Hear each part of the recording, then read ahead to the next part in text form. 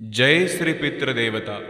पितरों के 108 नामों का श्रवण केवल स्मरण नहीं, यह पितरों को तृप्त करने का अद्भुत साधन है। इन नामों से प्रसन्न होकर पितर अपने वंशजों पर विशेष कृपा बरसाते हैं।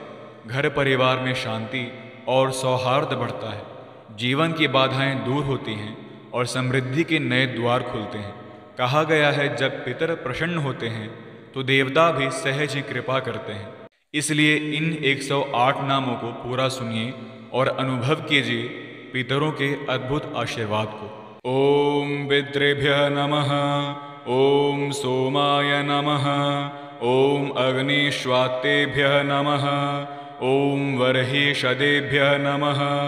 ओम अर्चिष्मतेभ्यः नमः। ओम हविर्भुजेभ्यः नमः। ओम अग्निश्वात्तपितृदेवाय नमः। ओम वसुभ्यः नमः। ओम रुद्राय नमः। ओम आदित्याय नमः। ओम ब्रह्मर्षिभ्यः नमः। ओम देवर्षिभ्यः नमः। ओम श्राद्धप्रियाय नमः। ओम स्वधाकारिणे नमः। ओम दत्तात्रेयाय नमः। ओम यमाय नमः। ओम धर्मराजाय नमः। ओम वरुणाय नमः। ओम कुशस्थली निवासिने नमः। ओम अनंताय नमः। ओम विश्वरूपाय नमः। ओम सुप्रीताय नमः। ओम भक्तवत्सलाय नमः। ओम धर्मराजाय नमः। ओम श्रद्धायै नमः। ओम स्वधायै नमः। ओम प्रेतनाशाय नमः। ओम भूतशान्तिकराय नमः। ओम कुलवत्सलाय नमः। ओम दयालवे नमः। ओम अनुकंपाय नमः। ओम महायशसे नमः। ओम महाशक्तये नमः। ओम अनंतवीर्याय नमः। ओम महादेवाय नमः। ओम भूतभावनाय नमः। ओम पितृमोक्षप्रदाय नमः। ओम दोषनाशाय नमः। ओम भयहाराय नमः। ओम भक्तरक्षकाय नमः। ओम श्राद्धप्रियाय नमः। ओम फलप्रदाय नमः। ओम नमस्तेभ्यः नमः। ओम सर्वेशाय नमः। ओम नित्यशान्तिदाय नमः। ओम पुरातनाय नमः। ओम कल्पान्ताय नमः। ओम सच्चिदानन्दमूर्तये नमः। ओम अव्यक्ताय नमः। ओम त्रिपुरान्तकाय नमः। ओम स्तवप्रियाय नमः। ओम श्राद्धकर्ता प्रेमप्रियाय नमः। ओम आसवाच्याय नमः। ओम सत्यानंदाय नमः। ओम सद्गतिप्रदाय नमः। ओम महापुरुषाय नमः। ओम ज्ञानिनां वन्द्याय नमः। ओम विश्वात्मने नमः। ओम स्वर्गम्याय नमः। ओम कल्याणाय नमः। ओम मृत्युंजयाय नमः। ओम सोमप्रियाय नमः। ओम स्वर्गद्वारप्रदर्शकाय नमः। ओम भूतभावनाय नमः। ओम चतुर्वेद्यै नमः। ओम अनुकंपिताय नमः। ओम महाधर्माय नमः। ओम सच्चित्सुखाय नमः। ओम लीलामयाय नमः। ओम आत्मस्वरूपाय नमः। ओम स्नेहवत्सलाय नमः। ओम ब्रह्मनिष्ठाय नमः। ओम श्रद्धालुभ्यः नमः। ओम पितामहाय नमः। ओम स्वस्तिकाय नमः। ओम सोमवंशसंभुताय नमः। ओम योगेशाय नमः। ओम श्रुतिसंग्रहाय नमः। ओम ऋषिगणाय नमः। ओम देवगणाय नमः। ओम अपस्मारनाशनाय नमः। ओम ज्ञानप्रदाय नमः। ओम सौम्याय नमः। ओम त्रैलोक्यगुरवे नमः। ओम अग्निहोत्रियाय नमः। ओम आहुति स्वीकारकाय नमः। ओम यज्ञसिद्धिकराय नमः। ओम धर्म संस्थापकाय नमः। ॐ उपासकप्रियाय नमः। ॐ ब्रह्मवर्चसे नमः। ॐ अपत्यरक्षकाय नमः। ॐ गृहशान्तिप्रदाय नमः। ॐ स्वर्गदात्रे नमः। ॐ पुण्यदायकाय नमः। ॐ अपमृत्युहराय नमः। ॐ रोगनाशाय नमः। ॐ सन्ततिकराय नमः। ॐ धनदायकाय नमः। ॐ आत्मबन्धवाय नमः। ॐ आचार्याय नमः। ॐ पुण्यवृद्धिकराय नमः। ॐ सत्सङ्गप्रियाय नमः।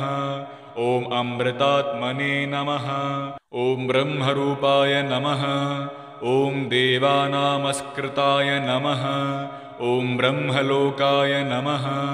ॐ मोहविनाशकाय नमः। ॐ आत्मतृप्ताय नमः।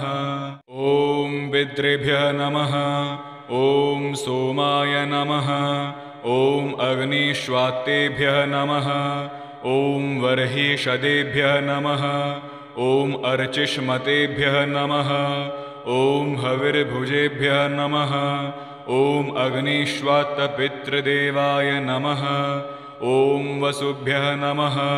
ॐ रुद्राय नमः। ॐ आदित्याय नमः। ॐ ब्रह्मर्षिभ्यः नमः। ॐ देवर्षिभ्यः नमः। ॐ श्राद्धप्रियाय नमः। ॐ स्वधाकारिणे नमः। ॐ दत्तात्रेयाय नमः। ॐ यमाय नमः।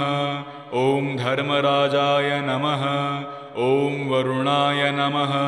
ॐ कुशस्थलीनिवासिने नमः। ॐ अनन्ताय नमः। ॐ विश्वरूपाय नमः। ॐ सुप्रीताय नमः। ॐ भक्तवत्सलाय नमः। ॐ धर्मराजाय नमः। ॐ श्रद्धायै नमः। ॐ स्वधायै नमः। ॐ प्रेतनाशाय नमः। ॐ भूतशान्तिकराय नमः। ॐ कुलवत्सलाय नमः। ॐ दयालवे नमः। ॐ अनुकम्पाय नमः। ॐ महायशसे नमः। ॐ महाशक्तये नमः। ॐ अनन्तवीर्याय नमः। ॐ महादेवाय नमः। ॐ भूतभावनाय नमः। ॐ पितृमोक्षप्रदाय नमः। ॐ दोषनाशाय नमः। ॐ भयहाराय नमः। ॐ भक्तरक्षकाय नमः। ॐ श्राद्धप्रियाय नमः। ॐ फलप्रदाय नमः। ॐ नमस्तेभ्यः नमः। ॐ सर्वेशाय नमः। ॐ नित्यशान्तिदाय नमः। ॐ पुरातनाय नमः। ॐ कल्पान्ताय नमः। ॐ सच्चिदानन्दमूर्तये नमः। ॐ अव्यक्ताय नमः। ॐ त्रिपुरान्तकाय नमः। ॐ स्तवप्रियाय नमः। ॐ श्राद्धकर्ता प्रेमप्रियाय नमः। ॐ आसवाच्याय नमः। ॐ सत्यानन्दाय नमः। ॐ सद्गतिप्रदाय नमः। ॐ महापुरुषाय नमः। ॐ ज्ञानिनां वन्द्याय नमः। ॐ विश्वात्मने नमः। ॐ स्वर्गम्याय नमः। ॐ कल्याणाय नमः। ॐ मृत्युञ्जयाय नमः। ॐ सोमप्रियाय नमः। ॐ स्वर्गद्वारप्रदर्शकाय नमः। ॐ भूतभावनाय नमः। ॐ चतुर्वेद्यै नमः। ॐ अनुकम्पिताय नमः। ॐ महाधर्माय नमः। ॐ सच्चित्सुखाय नमः। ॐ लीलामयाय नमः। ॐ आत्मस्वरूपाय नमः। ॐ स्नेहवत्सलाय नमः। ॐ ब्रह्मनिष्ठाय नमः। ॐ श्रद्धालुभ्यः नमः। ॐ पितामहाय नमः। ॐ स्वस्तिकाय नमः। ॐ सोमवंशसम्भुताय नमः। ॐ योगेशाय नमः। ॐ श्रुतिसङ्ग्रहाय नमः। ॐ ऋषिगणाय नमः। ॐ देवगणाय नमः। ॐ अपस्मारनाशनाय नमः। ॐ ज्ञानप्रदाय नमः। ॐ सौम्याय नमः। ॐ त्रैलोक्यगुरवे नमः। ॐ अग्निहोत्र्याय नमः। ॐ आहुतिस्वीकारकाय नमः। ॐ यज्ञसिद्धिकराय नमः। ॐ धर्मसंस्थापकाय नमः। ॐ उपासकप्रियाय नमः। ॐ ब्रह्मवर्चसे नमः। ॐ अपत्यरक्षकाय नमः। ॐ गृहशान्तिप्रदाय नमः। ॐ स्वर्गदात्रे नमः। ॐ पुण्यदायकाय नमः। ॐ अपमृत्युहराय नमः। ॐ रोगनाशाय नमः। ॐ सन्ततिकराय नमः। ॐ धनदायकाय नमः। ॐ आत्मबन्धवाय नमः। ॐ आचार्याय नमः। ॐ पुण्यवृद्धिकराय नमः। ॐ सत्सङ्गप्रियाय नमः। ॐ अमृतात्मने नमः। ॐ ब्रह्मरूपाय नमः। ॐ देवानामस्कृताय नमः। ॐ ब्रह्मलोकाय नमः। ॐ मोहविनाशकाय नमः। ॐ आत्मतृप्ताय नमः। ॐ पितृभ्यः नमः। ॐ सोमाय नमः। ॐ अग्निश्वात्तेभ्यः नमः। ॐ वर्हिषदेभ्यः नमः। ॐ अर्चिष्मतेभ्यः नमः। ॐ हविर्भुजेभ्यः नमः। ॐ अग्निश्वात्तपितृदेवाय नमः। ॐ वसुभ्यः नमः। ॐ रुद्राय नमः। ॐ आदित्याय नमः। ॐ ब्रह्मर्षिभ्यः नमः। ॐ देवर्षिभ्यः नमः। ॐ श्राद्धप्रियाय नमः। ॐ स्वधाकारिणे नमः। ॐ दत्तात्रेयाय नमः। ॐ यमाय नमः। ॐ धर्मराजाय नमः। ॐ वरुणाय नमः। ॐ कुशस्थलीनिवासिने नमः। ॐ अनन्ताय नमः। ॐ विश्वरूपाय नमः। ॐ सुप्रीताय नमः। ॐ भक्तवत्सलाय नमः। ॐ धर्मराजाय नमः। ॐ श्रद्धायै नमः। ॐ स्वधायै नमः। ॐ प्रेतनाशाय नमः। ॐ भूतशान्तिकराय नमः। ॐ कुलवत्सलाय नमः। ॐ दयालवे नमः। ॐ अनुकम्पाय नमः। ॐ महायशसे नमः। ॐ महाशक्तये नमः। ॐ अनन्तवीर्याय नमः। ॐ महादेवाय नमः। ॐ भूतभावनाय नमः। ॐ पितृमोक्षप्रदाय नमः। ॐ दोषनाशाय नमः। ॐ भयहाराय नमः। ॐ भक्तरक्षकाय नमः। ॐ श्राद्धप्रियाय नमः। ॐ फलप्रदाय नमः। ॐ नमस्तेभ्यः नमः। ॐ सर्वेशाय नमः। ॐ नित्यशान्तिदाय नमः। ॐ पुरातनाय नमः। ॐ कल्पान्ताय नमः। ॐ सच्चिदानन्दमूर्तये नमः। ॐ अव्यक्ताय नमः। ॐ त्रिपुरान्तकाय नमः। ॐ स्तवप्रियाय नमः। ॐ श्राद्धकर्ता प्रेमप्रियाय नमः। ॐ आसवाच्याय नमः। ॐ सत्यानन्दाय नमः। ॐ सद्गतिप्रदाय नमः। ॐ महापुरुषाय नमः। ॐ ज्ञानिनां वन्द्याय नमः। ॐ विश्वात्मने नमः। ॐ स्वर्गम्याय नमः। ॐ कल्याणाय नमः। ॐ मृत्युञ्जयाय नमः। ॐ सोमप्रियाय नमः। ॐ स्वर्गद्वारप्रदर्शकाय नमः। ॐ भूतभावनाय नमः। ॐ चतुर्वेद्यै नमः। ॐ अनुकम्पिताय नमः। ॐ महाधर्माय नमः। ॐ सच्चित्सुखाय नमः। ॐ लीलामयाय नमः। ॐ आत्मस्वरूपाय नमः। ॐ स्नेहवत्सलाय नमः। ॐ ब्रह्मनिष्ठाय नमः। ॐ श्रद्धालुभ्यः नमः। ॐ पितामहाय नमः। ॐ स्वस्तिकाय नमः। ॐ सोमवंशसम्भुताय नमः। ॐ योगेशाय नमः। ॐ श्रुतिसङ्ग्रहाय नमः। ॐ ऋषिगणाय नमः। ॐ देवगणाय नमः। ॐ अपस्मारनाशनाय नमः। ॐ ज्ञानप्रदाय नमः। ॐ सौम्याय नमः। ॐ त्रैलोक्यगुरवे नमः।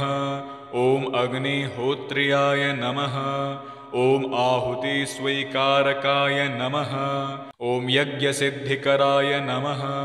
ॐ धर्मसंस्थापकाय नमः। ॐ उपासकप्रियाय नमः। ॐ ब्रह्मवर्चसे नमः। ॐ अपत्यरक्षकाय नमः। ॐ गृहशान्तिप्रदाय नमः। ॐ स्वर्गदात्रे नमः। ॐ पुण्यदायकाय नमः। ॐ अपमृत्युहराय नमः। ॐ रोगनाशाय नमः। ॐ सन्ततिकराय नमः। ॐ धनदायकाय नमः। ॐ आत्मबन्धवाय नमः। ॐ आचार्याय नमः। ॐ पुण्यवृद्धिकराय नमः।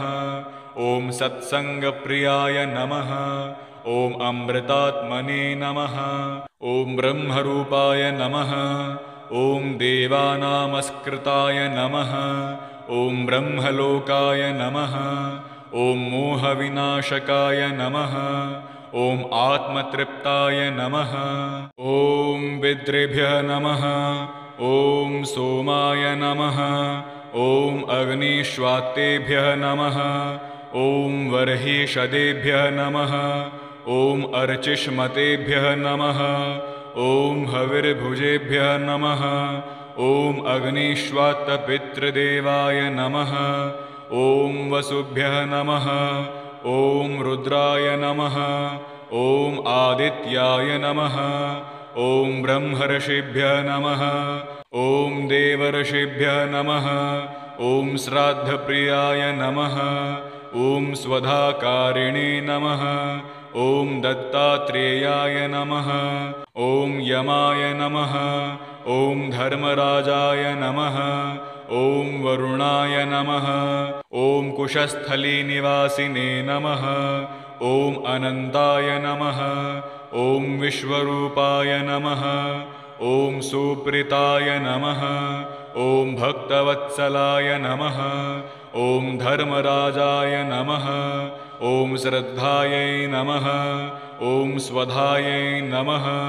ॐ प्रेतनाशाय नमः। ॐ भूतशान्तिकराय नमः। ॐ कुलवत्सलाय नमः। ॐ दयालवे नमः। ॐ अनुकम्पाय नमः। ॐ महायशसे नमः। ॐ महाशक्तये नमः। ॐ अनन्तवीर्याय नमः। ॐ महादेवाय नमः। ॐ भूतभावनाय नमः। ॐ पितृमोक्षप्रदाय नमः।